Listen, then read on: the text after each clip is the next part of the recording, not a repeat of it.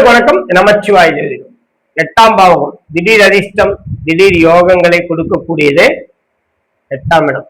பங்கு சந்தை, திடீர் அதிர்ஷ்டம், புதையல் எதுவா இருந்தாலும் நம்ம 8ஆம் இடத்தை மையப்படுத்தி தான் சொல்ல போறோம். இன்சூரன்ஸ் ஏஜென்ட் 8ஆம் பாவம் நல்லா இருந்தா தான் இன்சூரன்ஸ் ஏஜென்ட்ல அவர் ஜொலிக்க முடியும்.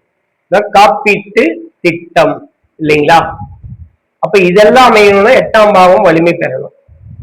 8ஆம் பாவத்தில் அமர்ந்த கிரகங்களே உங்களுக்கு வரக்கூடிய துணையினுடைய குடும்பத்தை சொல்லும். 8ஆம் பாவம் தான் உங்களுக்கு வரக்கூடிய துணையின், அதாவது உங்க மனைவியோ கணவனோ அவங்களுடைய வீடு, அவங்களுடைய குடும்பம் எப்படி இருக்குங்கிறத இந்த 8ஆம் பாவம் சொல்லும். உங்களுக்கு தொழிலுக்கான லாபத்தை 8ஆம் பாவம் தான் சொல்லும். 8ஆம் பாவம் தொழிலை பத்தி சொல்லுமானா கண்டிப்பா சொல்லும். ஏன்னா 10க்கு 11 8ஆம் இடம். அப்ப தொழிலாளர் லாபம், தொழிலாளர் இவர் என்ன அடைய போறார், தொழில் என்ன கிடைக்க போகுது, உங்களுக்கு 11ஆம் அதிபதியும் 8ஆம் அதிபதியும் இதை சொல்லும். 8ஆம் அதிபதி 11ஆம் அதிபதி 10க்கு தன விருத்தி கொடுக்கக்கூடிய பாவகம் 11, அதான் லாபஸ்தானம். 10க்கு அது 2ஆம் இடம், 10க்கு 11ஆம் இடம் 8ஆம் பாவம்.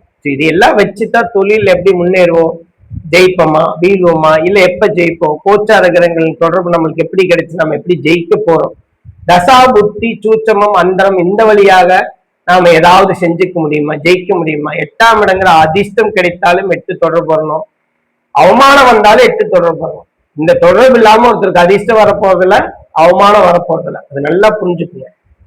ஒருத்தருக்கு 8ஆம் பாவம் தொடர்பு இல்லாமல் அவர்களுக்கு அதிர்ஷ்டமோ அவமானமோ வரப்போவது இல்லை. ஒண்ணு தசாபுக்தி அமைப்புகள்ல அல்லது அந்தர சூச்சங்கள் அமைப்பிலேயாவது அந்த காலகட்டத்தில் இந்த சிறிது அதிர்ஷ்டமோ அல்லது அவமானம் வரும். அது உங்களுடைய யோகி அவயோகியை பொறுத்து, உங்கள் ஜாதகத்தில் 8ஆம் அதிபதி நிலையை பொறுத்து, உங்கள் ஜாதகத்தில் 8ஆம் அதிபதியை பார்க்கும் கிரகங்களை பொறுத்து இந்த அமைப்புகள் சற்று ஏறக்குறைய இருக்கலாம். சரிங்களா?